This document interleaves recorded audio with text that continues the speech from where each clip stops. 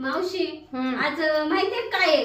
काय आज एकादश आहे ना. मग काय भजन म्हणते काय विचारायचं? इठल इठल इठल वा. हरे इठल इठल इठल इठल इठल इठल इठल हरिनामाची कथा ग हरिनामाची कथा ग हरिनामाची कथा ग हरिनामाची कथा ग विठ्ठल विठ्ठल विठ्ठल विठ्ठल विठ्ठल विठ्ठल विठ्ठल विठ्ठल विठ्ठल विठ्ठल